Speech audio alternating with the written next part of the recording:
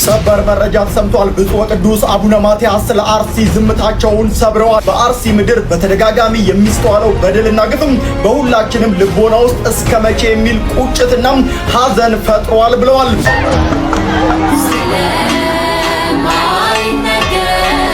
በዚህ ጥቃት በአካባቢው 101 ዓመታት ያስቆጠረው የጠለታ ጨፋ ቅዱስ ገብርኤል ቤተክርስቲያን ሙሉ በሙሉ መውደሙ።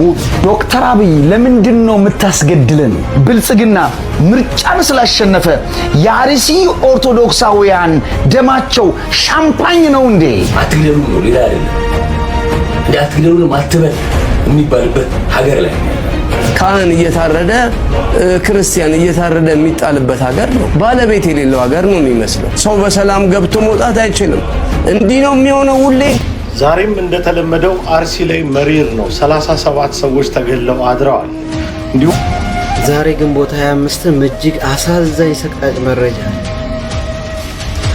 ስለ አርሲ ሲነሳ አትሰልቹ። መድኃኔዓለም በራችን እጅግ ያሳዝናል። ኦርቶዶክሳውያን ተገለዋል። ዛሬም ኦርቶዶክሳውያን ተገለዋል። ሰላም ጤና ይስጥልን ውድ የቃል ሚዲያ ቤተሰቦች እንደምን ቆያችሁ? እግዚአብሔር ሰላም ከሁላችን ጋር ይሁን እያልን ወቅታዊና አዳዲስ መረጃዎችን ይዘን መጥተናል። ቪዲዮውን ከመጀመራችሁ በፊት ላይክ በማድረግ ጀምሩ። እንዲሁም ሐሳብ አስተያየታችሁን የኮሜንት ሴክሽን ላይ ያስቀምጡልን። ቀጥታ ወደ ቪዲዮ እናልፋለን። ሰብስክራይብ ለምንድን ነው የማታደርጉት?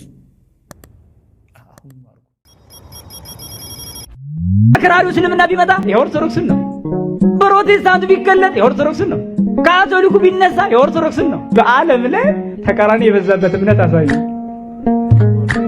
ከኦርቶዶክስ ውጭ ተቃራኒ ያለው እምነት የለም። ለምን ነው ተቃራኒ ማይኖረው? ሁሉም አንድ ስለሆነ። መፍትሄው የተለያየ ነው። በጣም ብዙ ነው። አንደኛው በግል መወሰን ነው። ክርስቲያን ነኝ ክርስቶስ ጋር ነው የሚሄደው። ሳልጥል አልወድቅም ብሎ መወሰን ነው። ክርስቲያን ሕፃንም ትልቅም ሴትም ሳልጥል አልወድቅም፣ ሳልለውጥ አልለወጥም። ይሄ ነው ሚሴጁ የመጀመሪያ ለኔ። ክርስቲያን የሆንክ ሰው አእምሮ እንደዛ አስተካከል። ቤተ ክህነት ክዶሃል፣ መጅሊስና አብይ ዘምተውብሃል፣ ዓለም ዝም ብሎሃል፣ ማንም አይደርስልህም። ስለዚህ ሳልጥል አልወድቅም፣ አለቀ። በድንጋዩን በጥርሲውን በመኪናዩን በመጥረቢያዩን አይ ዶንት ኖ ፈጽሞ ሳልጥል አልወድቅም። ቤተሰቤን ለገዳይ አሳልፌ አልሰጥም የሚል መሆን አለበት። አባት ወጣት ወላጆችን አላስገድልም ማለት አለበት። ያን ጊዜ ገዳዮች ፈሪ ስለሆኑ ገዳዮች ተሸፍነው አይደለ ሰው የሚገሉት። ለምን? ከገደሉ በኋላ ለመኖር ነው። እንደኛ ጌታ ጋር ለመሄድ አይደለም። እዚሁ ምድር መሬት ለማስፋት ነው። ሆዳቸው ነው ሰው የሚያስገድላቸው። ስስት ነው፣ ስግብግብነት ነው። ስለዚህ በሰማዕትነት መቋቋም የግል ውሳኔ ነው። መጀመሪያ ይሄ መልፈስፈስ ቃል ላይ መጣላት አይደለም። በቃ ሳልጥል አልወድቅም፣ ፈጽሞ አልወድቅም። ይሄ ስነ ልቦና መዳበር አለበት።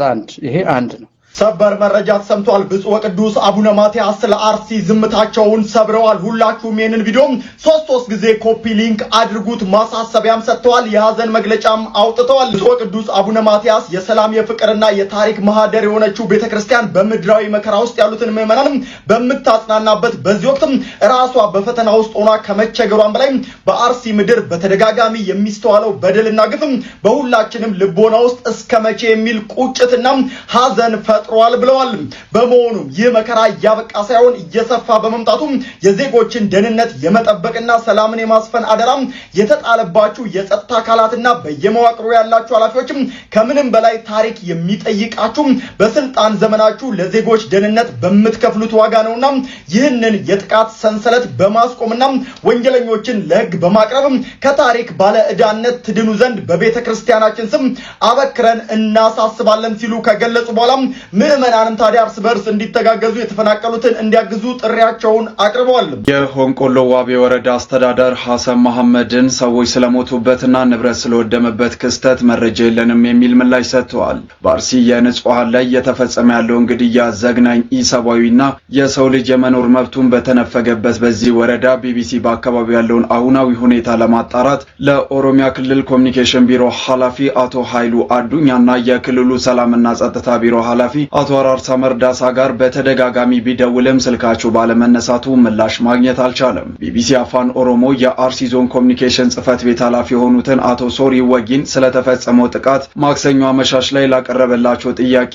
እስካሁን የደረሰ መረጃ የለም እናጣራለን የሚል ምላሽም ሰጥተዋል። ጥቃቱ ከተፈጸመባቸው አካባቢዎች አንዱ የሆነው ደግሞ የሆንቆሎ ዋቤ ወረዳ አስተዳዳሪ ሐሰን መሐመድም ሰዎች ስለሞቱበትና ንብረት ስለወደመበት ክስተት መረጃ የለንም የሚል ምላሽ ሰጥተዋል። ዘገባው የቢቢሲ አፋን ኦሮሞ ነው። ለወቅታዊና አዳዲስ መረጃዎች እናት መረጃን ላይክ ፎሎ ያድርጉ። ቢሆን የሀገር ሼር ታደርጉት ነበር አይደል? ስለ አርሲ ሲነሳ አትሰልቹ። መድኃኔዓለምን በራችንን ማንኳኳት ብቻ ጊዜ ጉዳይ ነው። እኔና እናንተ ከጎናቸው ያልሆንን መድኃኔዓለምን ማንም ከጎናቸው ሊሆን አይችልም። በምስራቅ አርሲ ዞን በ3 ወረዳዎች ላይ እጅግ ዘግናኝ ግድያ ተፈጽሟል። በአርሲ ሽርካ 2፣ በዋቢ ህንቆሎ 2፣ በአሰኮ ወረዳ 10 ኦርቶዶክሳውያን በድምሩ 14 ኦርቶዶክሳውያን በአሰቃቂ ሁኔታ ተገድለዋል። እኔ ይህን ቪዲዮ ሼር ከምታረጉት ይልቅ ያለነው ጾም ላይ አይደለ? ምናልባት ባለማተቦች ጋር ቪዲዮ ከደረሰ ህመማቸው የሚሰማቸው ሰው ጋር እውነት ከደረሰ ጾም አይደለ? በጸሎት አስቧቸው። አንድ ቪዲዮ ሰርታችሁ ድምጽ ሁኗቸው። እጅግ አሳዛኝና ልብ የሚሰብር መረጃ ተሰምቷል። በርካታ ኦርቶዶክሳውያን መገደላቸው ተገልጿል።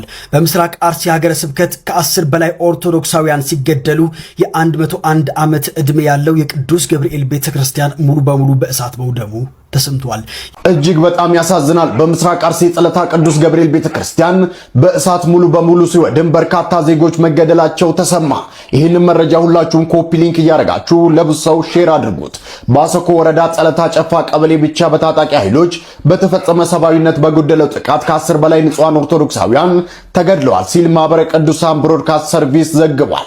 በዚህ ጥቃት በአካባቢው 101 ዓመታት ያስቆጠረው የጸለታ ጨፋ ቅዱስ ገብርኤል ቤተክርስቲያን ሙሉ በሙሉ መውደሙ ተገልጿል። በተመሳሳይ ጥቃት በካራ ኮፍቴና መድኃኔዓለም ቤተክርስቲያን ላይ ጥቃት የተሰነዘረ ሲሆን የቤተክርስቲያኑ ንብረት የሆኑ ቤቶች በመቃጠላቸው ምዕመናን የመድኃኔዓለምን ቅዱስ ጽላት ይዘው በእግራቸው ወደ ሌላ አካባቢ መሸሻቸው ታውቋል። በተመሳሳይ ዜና በዚሁ በምስራቅ አርሲ በሽርካ ወረዳ 2 ንጹሃን ኦርቶዶክሳውያን መገደላቸውም ተዘግቧል። አዛይ ዜና ደርሶናል። በምስራቅ አርሲ ከ10 በላይ ኦርቶዶክሳውያን ሲገደሉ የ101 ዓመት ዕድሜ ያለው የቅዱስ ገብርኤል ቤተክርስቲያን ሙሉ በሙሉ በእሳት ወድሟል። የመድኃኔዓለም ቤተክርስቲያን ላይም ዘረፋ የተካሄደ ሲሆን ምዕመናን ጽላቱን ይዘው ተሰደዋል። መኖሪያ ቤታቸውም ተቃጥሏል። ዛሬም በምስራቅ አርሲ ሀገረ ስብከት ምድር ላይ ታላቅ ሐዘን ላይ ይገኛሉ። ማቅ የለበሱ እናቶች እንባቸውን ያላለቀ ህፃናትና ማደሪያ ያጡ አረጋውያን እያነቡ ይገኛሉ። በአስኮ ወረዳ ጠላት ጨፋ ቀበሌ ብቻ በታጣቂ ኃይሎች በተፈጸመ ሰብአዊነት በጎደለው ጥቃት ከ10 በላይ ንጹሃን ኦርቶዶክሳውያን ተገድለዋል። በአካባቢው 101 ዓመታት ዕድሜ ያስቆጠረው ታላቁ የዕድሜ ባለጸጋ የጠላት ጨፋ ቅዱስ ገብርኤል ቤተክርስቲያን ሙሉ በሙሉ በእሳት ወድሟል የተባለው እጅግ ያሳዝናል። ኦርቶዶክሳውያን ተገለዋል። ዛሬም ኦርቶዶክሳውያን ተገለዋል። ቲክቫ እንዲሁ ደግሞ ማህበረ ቅዱሳን ይህንን ነገር አጋርተዋል። በምስራቅ አርሲ ሀገረ ስብከት ከ10 በላይ ኦርቶዶክሳውያን ሲገደሉ እንዲሁ ደግሞ የ101 ዓመት ዕድሜ ያለው የቅዱስ ገብርኤል ቤተክርስቲያን ሙሉ በሙሉ በእሳት እንደወደመ ተነግሯል። እንዲሁ ደግሞ የመድኃኔዓለም ቤተክርስቲያን ላይም ዘረፋ የተካሄደ ሲሆን ምዕመናን ጽላቱን ይዘው ተሰደዋል። መኖሪያ ቤታቸውም ተቃጥሏል። እንደ ወትሮ ሁሉ ዛሬም በምስራቅ አርሲ ሀገረ ስብከት ምድር ላይ ታላቅ ሐዘን ሆኗል። ማቅ የለበሱ እናቶች እንባቸው ያላለቀ ህፃናትና ማደሪያ ያጡ አረጋውያን ጩኸት አሁንም እየተሰማ ይገኛል። ማህበረ ቅዱሳን ባጋራው መረጃ መሰረት ከግንቦት 23 ቀን 2018 ዓ.ም ጀምሮ በምስራቅ አርሲ ሀገረ ስብከት አስኮ ወረዳ ጠላት ጨፎ ቀበሌና ካራ ኩፍቴና በሚባሉ አካባቢዎች በኦርቶዶክሳውያን ላይ ያነጣጠረ አሰቃቂ ግድያ ተፈጽመዋል። ዛሬም እንደተለመደው አርሲ ላይ መሪር ነው። 37 ሰዎች ተገድለው አድረዋል። እንዲሁም 101 ዓመት የሞላው የቅዱስ ገብርኤል ቤተክርስቲያን በእሳት ነዷል። ከቀናት በፊት የተወሰኑ ሊቃነ ጳጳሳት ሰብሰብ ብለው አርሲ ላይ እየነደደ ያለውን ችግር እናጠፋለን ብለው ቆርጠው ሄደው ሲሸላለሙ ተመልክተናል አይደል? 1 2 3 4 5ኛ ጊዜ እንደዛ ሲሆን አርሲ ላይ ግን እስካሁን ድረስ የቆመ አንድም ግፍ የለም። እኔ በግሌ ዜና የመስራትም ምንምም የምጠብቀው አባት ምንምም የምጠብቀው የበላይ አካል የለኝም። ሁሉም ነገር በክንዳችን ስር እንዳለ ነው የሚሰማኝ።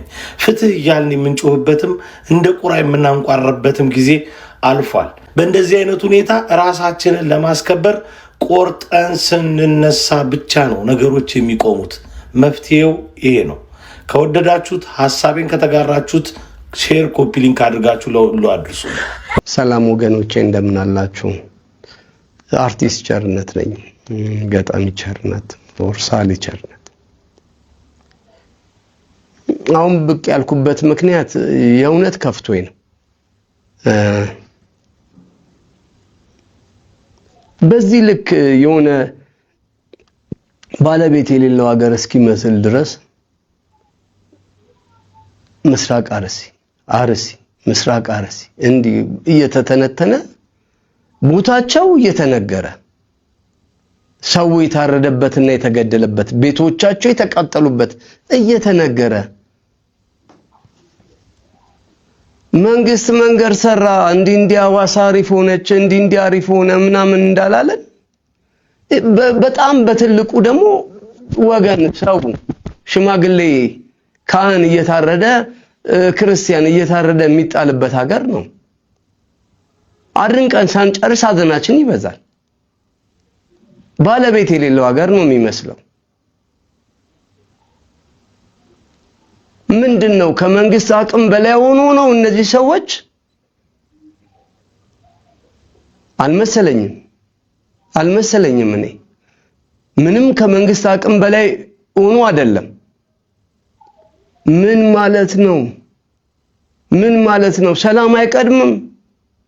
ምረጡን ምናምን እንዲናረግላችኋለን ምንም በቃ ሰላም ካልሰራ መንግስት አንደኛው ስራው ሰላም ነው እንዴ? አብረን ለምን አናደንቅም? ከእንትን እኮ መንገድ መሄድ ተጀመረ፣ ሰላም ሆነ፣ ለምን አንልም? በዚህ መንገድ ላይ ወንድ የሆነ ሽፍታ የለም አሁን፣ ለምን አንልም?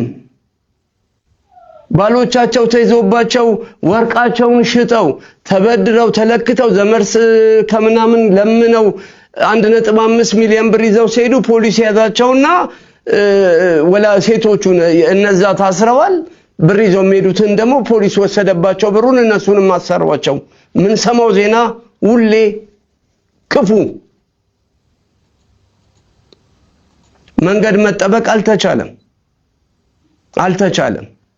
ሰው በሰላም ገብቶ መውጣት አይችልም። እንዲህ ነው የሚሆነው ሁሌ። እንዲሰራንላችሁ ምረጡን፣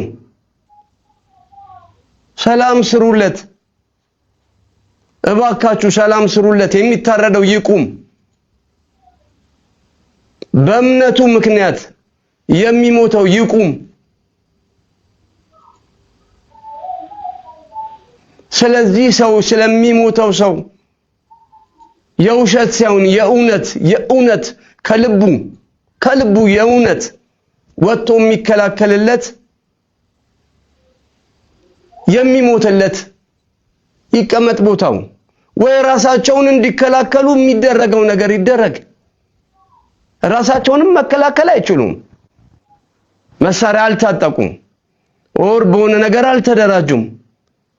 አረመኔ በመጣ ቁጥር ሙት እኛም ማዘናችን እስከ መቼ ይቀጥላል? ይሄ ነገር ትክክል አይደለም። የእውነት የሚቀድመው እሱ ነው። ከተማ ከምሰሩ ያደረግነውን ከምናደግ ሰላም ይምጣና እናጨብጭብላችሁ። አሁን ሰላም ነው አገሩን በል። ስራችሁ የእናንተ ነው። ይሄ የመንግስት ስራ ነው። ስራችሁን ስሩ። አድንቁም ብቻ አትበሉ። የሚደነቅ ነገር ትልቁ የሚደነቅ ነገር አገር መስራት ነው። ሰላም መስራት ነው። ሰው ወጥቶ እንዲገባ በሰላም ገብቶ ወጥቶ የፈለገበት ሀገር ደግሞ ሄዶ ሰርቶ የሚበላበት ይሄ ሲሰራ ነው። እንደዚህ አይነት ነገር አላየንም። ታውቃላችሁ እናንተም። ጠብቁት። ሰው ከሌባ ይልቅ ፖሊስ ይፈራል። ጠብቁት። ራሳችሁን እዩ። እንዴት ሰው ሀገሩ ላይ እንዴት ታርዶ ይሞታል? ካህን ከእግዚአብሔር ምን ማለት ነው ይሄ? ዜጋ እኮ የሚሰራው አንደኛው ዜጋን እኮ የሚሰራው ትምህርት ቤት እንደማለት ቤተክርስቲያን እኮ ነው። ግብረ ገብ የሚያስተምርልን እኮ ቤተክርስቲያን ነው። ሽማግሌ ፈርቶ እናት አክብሮ የሚኖረው እኮ ሰው እምነት ሲኖረው እኮ ነው። ሞራል ቫልዩ የሚማሩበት ቦታ እኮ ማስኬድ ቤተክርስቲያን ውስጥ ነው። ምንድነው እየተደረገ ያለው? ይሄኛው እኮ ነገር መንግስትን በትልቁ የሚያገዝ ኢንስቲትዩሽን እኮ ነው። አርዶ መጣል ምን ይባላል? ማቃጠል፣ 100 ዓመት የቆየ ቤተክርስቲያን ማቃጠል፣ ሰውን መግደል፣ ከሳምንት ሳምንት ሁሌ አዲስ እርድ እያመጣን አንድ ላይ መቅበር።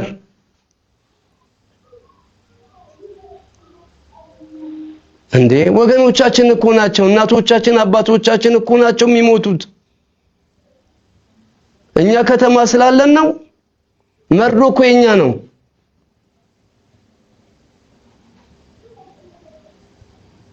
እባካችሁ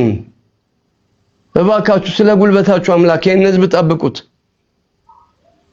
ስራችሁን ስሩ። ይሄ መብራት በመብራት አርጋችሁ እንድናጨበጭብ እንደሱ ብቻ አትፈልጉ። መልካም እሱም ግን ትልቁን ስራ ስሩ። እንባችን አታብዙብን። እንዴ ትክክል አይደለም፣ ፈጽሞ ትክክል አይደለም። እባካችሁ ባለስልጣኖቻችን ቁጭ ብላችሁ ተወያዩ። ከናንተ አቅም በላይ አይደለም ይሄ ነገር። አላችሁበት እስክትባሉ ድረስ ራሳችሁንም ማሳለፋችሁ አትስጡ። እባካችሁ እንዴ እባካችሁ የእውነት መሮናል።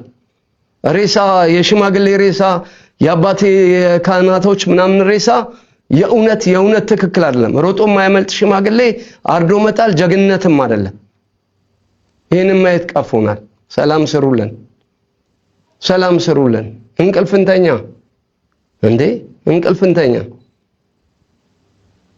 እንዲህ ነው የሚሰማኝ። ትክክል አይደለም ይሄ ነገር። አመሰግናለሁ።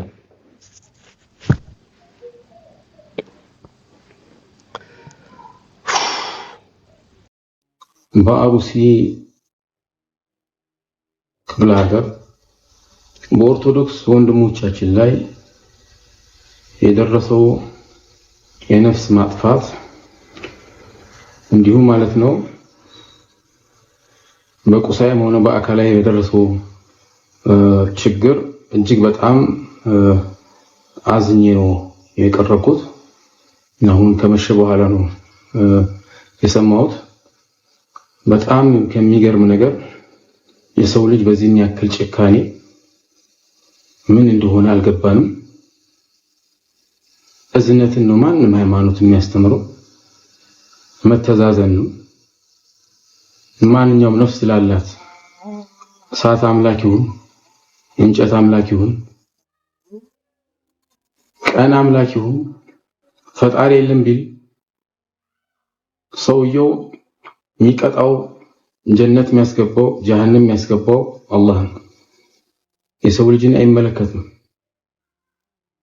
እኛ ማዘን ያለብን ይህ ድርጊት እጅግ በጣም አሳፋሪ ነው። ይህን የፈጸሙ ሰዎች እውነት ከሰው ተፈጥረዋል? ይህን የሚያደርግ ማንኛውም በሰው ዘር ላይ ሞትን የሚፈርድ ሰውን የሚገል የሰው ህይወት የሚያጠፋ ምድርን እኮ አላህ Subhanahu Wa Ta'ala ሲፈጥር ለከል ያላለ ምድር ጠቅላላ የሰው ልጆች እንዲኖሩበት ነው። አላህ የፈጠረው ሰዎች እንዲኖሩበት። ታዲያ ይሄ ግፍ መስራት ወዳኛው ሀገር አይደለም እዚህ ምድር ላይ ከአላህ ቅጣት ያመጣል። ስለዚህ ይሄ የተፈጸመው ግፍ እንደው ዝም ላሉ ሰዎች ሁላ መቀጣጫ እንዲሆን ብዬፈራለሁ። ሁሉም ሰው ይሄ መቃወም አለበት። ይሄንን የፈጸሙ ሰዎች መንግስት እርምጃ መውሰድ አለበት። ምክንያቱም ሀገር ሰላም እንዳትሆን የሚፈልጉ ሰዎች ሙስሊምና ክርስቲያኑ አብሮ በሰላም ለብዙ ዓመት ለሺህ ዓመት እንግዲህ ከዛም በላይ የኖሩ ሰዎች ተከባብሮ በለቅሶ በሰርግ በተለያየ ግንኙነት ገናሚ የነበሩ ሰዎችን ለማደፍረስ የአንድ ሃይማኖት ተከታይ ፈጻሚ ያስመስሎ እርስ በርስ ህዝቡ እንዲተላለቅ የታቀደ ስለሆነ ይህ መንግስት በቅርቡ እርምጃ እንደሚወስድ ተስፋ አደርጋለሁ። ምክንያቱም ህይወት የጠፋው የሰው ልጆች ህይወት ያሳዝናል። ምንም ያላደረገን ሰው መግደል፣ ማጥፋት የፈለገ አይነት አመለካከት ቢኖረው እንኳን አመለካከቱ የኔን አመለካከት ካልያዝክ በሚል ማንኛውም በሙስሊሙ በክርስቲያኑ ለሚፈጸም ግፍ እጅግ አሳፋሪ ነው ማለት ነው። ስለዚህ ባለፈው አክሱም ላይ የተፈጸመው ጥፋት ወጥተን ተናግረናል። ሙስሊም በመሆናቸው ብቻም አይደለም እንደ እስላም ተሰምቶንም ሲሆን ሁለተኛ እንደ ዜጋ ማለት ነው። እዚህም ደግሞ የተፈጸመው ነገር ልክ እንደዛው ሰው በመሆናቸው ሊከበሩ ይችላል። አላህ ወለቀድ ከረምና በኒ አደም ያለው ቁርአን ላይ የሰው ልጆችን አልቂያቸዋለሁ ከፍ አድርጋቸዋለሁ። የፈጠረው እሱ ነው። ፈጣሪ የፈጠረው እሱ ነው። በእውነት ይህንን አብሮነት ለማደፍረስ የሚንቀሳቀሱ ከየትኛው ወገን ማንም ይሁን ማንም ሁሉም መቃወምና ይህንን ደግሞ በተለይ በመንግስት ላይ ትልቅ ትኩረት ጀዛኩሙላሁ ኸይረን መንግስት ትኩረት አድርጎ የሀገርን ሰላም ለማደፍረስና በየቦታው ላይ ረብሻ እንዲነሳ የሚንቀሳቀሱ ሰዎችን አድኖ በቅርብ እንደሚያሳውቀን ተስፋ አደርጋለሁ። በዚህ በተረፈ ለተጎዱባችሁ ለሞቱትን ጥልቅ ሐዘን ተሰምቶናል። እያንዳንዳችን የሁላችን ማህዘን ነው። አደራ አንድነታችን የሀገር አንድነት አለን፣ የጎረቤት አንድነት አለን፣ ማህበራዊ ኑሮ አንድነት አለን። ይሄን ነገር ባልታወቁ ማንነታቸው ባልታወቁ ሰዎች የሚፈጸመውን ግፍ ሙስሊሙ ክርስቲያን ላይ ሲፈጸም ሙስሊሞች ናችሁ ብለን ወደ ሙስሊሙ ላይ እንዳንገባ፣ ክርስቲያኑ ሲፈጽም ከክርስቲያኖች ወገን ከሆነ ምናልባት ፈጻሚው ልክ በሃይማኖቱ ተደራጅተው ወይ ደግሞ የሃይማኖት ሰዎች እንዳደረጉት እንዳንቆጥር፣ ይሄንን ግን በየትኛውም መልኩ ይሆን ይሄን ነገር የፈጸመው ማንም ሰው ተጠያቂ ይሆናል። የዚህ ሁላ ሰው እንባና ሐዘን እንደሚጎዳቸው ምንም ጥርጥር የለውም። አላህ ሀገራችንን ሰላም አላህ ያርግልን። ሁላችንም በየቤታችን ዱዓ እናድርግ፣ በየሃይማኖታችን ዱዓ እናድርግ። ሀገራችን ሰላም አላህ ያርግላለው። ወሰላሙ አለይኩም ወራህመቱላሂ ወበረካቱ። ሰብአዊነት የሚሰማው ሰው እንዲህ አይነት ነገሮችን ያደርጋል። እየተፈጸመ ያለው ነገር ግፍ መጥፎ ነው፣ በእኛም ላይ ሊደርስ ስለሚችል ጥንቃቄ ያድርጉ ይላሉ። እናመሰግናለን። እስቲ ወደ መፍትሄው እንሂድ። ከፋንተሽ እንጀምር። ከፋንታን ዋቅ ብንሰርቅም ባንሰርቅም እንኳን ክርስቲያኑን መሬት እንኳን ኦርቶዶክስ ሆነ